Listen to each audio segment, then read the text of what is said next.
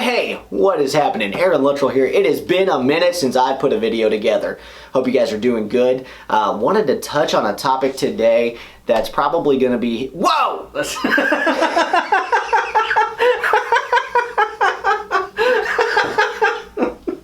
I forgot how bright that is. I forgot we even had it. I was going to say, you know what? Forget it. Let's let it roll today. Hey guys, thanks for tuning in. It has been a while, so I'm not going to edit the crap out of this one too much because, let's face it, it's fun to see what happens on a daily basis. And sometimes, you know, we mess up, and that's cool. So today I did want to touch on a topic that's super important right now, especially if you're thinking about buying a home.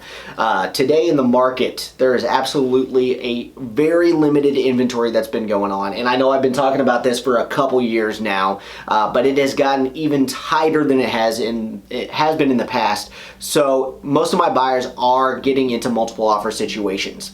Now, that's probably going to be frustrating for a lot of people because if you're writing an offer on a property and you're one of 4 or 5 offers, it's only a 20% chance or so that you're going to be the person who gets the house. So today I want to talk specifically about things that you can do to make your offer stand out.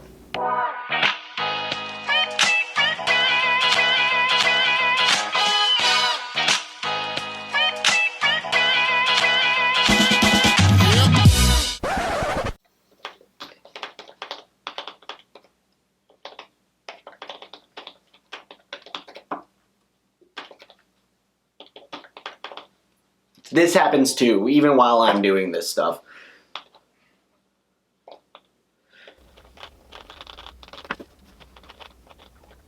Okay, back to the video. Number 1, have your agent call the listing agent. A lot of people don't ever think about this as being one of the most important aspects of writing a competing offer, but you should absolutely have your agent talk to the one who's representing the seller. Ask some questions. Hey, what is the most important thing to the seller? It's not always money. A lot of people think it might be just the dollar figure, but there are other terms that come into play. Is there a specific type of financing they're looking for? Are there specific terms on possession that makes more sense to them? These are things that could help you craft the absolute best offer to make yours stand out among the crowd. Number 2, offer more money. Obviously, money is important. If you have the ability to offer more money than your competitors, it's going to make yours stand out. But you've got to be careful. If you're offering way too much money, there's a good chance the house may not appraise. Now, we're not running into a ton of appraisal issues here in our marketplace just yet because we're not seeing crazy, ridiculous over asking price offers, but it is absolutely happening. And I have heard of some instances where the homes are not appraising. So you need to make sure that before you just throw out a crazy offer like $50,000 over the asking price, that you're doing something that's smart enough that may still appraise, because if it doesn't, then you're going to run into a whole other round of negotiations and things that the seller might not want to deal with. Number 3, offer a high quality pre-approval. What does that mean? Well, find out if the seller has a particular lender that they've worked with in the past and see if your buyer's willing to work with that lender as well. If you have a pre-approval in hand that states, hey, this person is ready to go, they're solid, with a lender that the seller likes, that may show that they are awesome, good, qualified buyers. That doesn't necessarily mean that you have to work with that particular lender, but having that pre-approval from a respected foundation that they know and trust could help you out in the long run. Number 4, have your lender call the listing agent. Now, this is something that doesn't necessarily happen all the time, but just like having that great pre-approval letter and having your agent talk to the listing agent, if you have the lender call in and talk to the listing agent and explain the situation of how good a qualified buyer you are and everything else, that can sometimes set you apart because most people aren't going to do that. So if your lender is ready to reach out and speak on your behalf about how strong a buyer you are, that's going to help you out in the long run. Number 5. Pay cash. Now, I'm going to add a small caveat to this one. If you don't have cash to pay for the purchase of the house, there's other things that you can do to pay cash for that might make you stand out.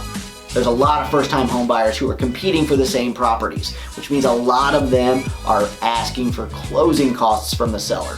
If you've got the money in your pocket, pay your own closing costs. Even if you don't have to raise the price to cover those closing costs, which a lot of people are doing, If you're still at a lower offer price, but not asking for closing costs because you're paying them out of your own pocket, then you don't run into that appraisal problem that I discussed earlier, and it might make you stand out a little bit more. Even if you're side by side looking at the exact same net offer as another buyer, just the fact that somebody else is asking for closing costs may make the seller a little bit nervous about how good a buyer they might actually be, or they may also think, hey, they don't have a lot of cash for repairs, so if something goes wrong in the inspection process, they may not be willing to work with me on that. Number 6, waive inspections. Now, this isn't necessarily one that I run out there to every single buyer, but if you're looking at a newer construction property, or you're looking at something that's been remodeled and they've got evidence of all the repairs and updates and other things they've done, and you feel comfortable having someone you know and trust take a look at everything and say, hey, you know what, I don't necessarily need to wait or have inspections, that might make you stand out against anybody else. If you're not really comfortable waiving inspections, and I'll be honest, this isn't something that I push on a lot of people, there's also an option where you can say you're willing to buy the house as is, but still have the property inspected so you know exactly what you're getting into before you move forward with the purchase. Is that number 5 or 6? 1, 2, 3, 4, 5, 6, 7. We're on number 7. There's 8. Okay. We can cut that out. I was on a roll. We haven't had to clip it all. All right, cool. We're on number 7. Like I said, we're not editing today. Scotty reminded me of that. Number 7 is write a love letter. Now, you gotta be careful on this one. And here's what I mean by that. A lot of people just say, hey, write a love letter to the seller, talking about how happy you'll be to raise your family there, or all these different things. Truth of the matter is this is a tactic that is being kind of regarded in a little different light these days. We don't want to put anything specific into a letter to the seller that might give you some kind of advantage based on anything that could violate fair housing. So maybe you just talk about your love of the house. You talk about the special feature that was in the home that really stood out to you that you're really excited about. Or maybe you talk about some of the anecdotes or jokes that you came up with while walking through the home. Anything that's not specifically personal to you that could be used as something that would violate fair housing could make you stand out against other people. But if you're doing a lot of stuff to put in information about your family or anything about you specifically that could have that violation, the listing agent may actually say, hey, I'm not willing to present this to the seller, so you gotta be careful on that one. But it's definitely a tool that you can use to stand out among the crowd. And number 8, one of the most important things that nobody discusses, and it's unfortunate, is you need to make sure you pick the right agent. Everybody thinks, hey, I'm working with a buyer's agent. They're all the same, right? You help me go in, you help me write an offer and all this stuff. It's not necessarily the case. Making sure your agent knows all of these other tactics and other tricks that I've just discussed previously is something that's absolutely imperative when you want to buy a home. The other thing that's important is you need to make sure that your agent has a great reputation and is well respected in the real estate community. I can't tell you how many times I've been fortunate enough to win out in a multiple offer situation, even when I haven't necessarily had the absolute best offer, because the agent on the other side of the transaction has worked with me in the past, has enjoyed working with me, and we've been able to make things happen a little bit smoother than somebody else might be able to. So always make sure that you're picking the right agent to represent you when you're buying or selling a home. Thanks for checking out this video. Sorry it took so long to get back in the habit of making these happen. Please share this video with anybody that you know who is thinking about buying a new home, because chances are they're going to be competing against other offers in this market.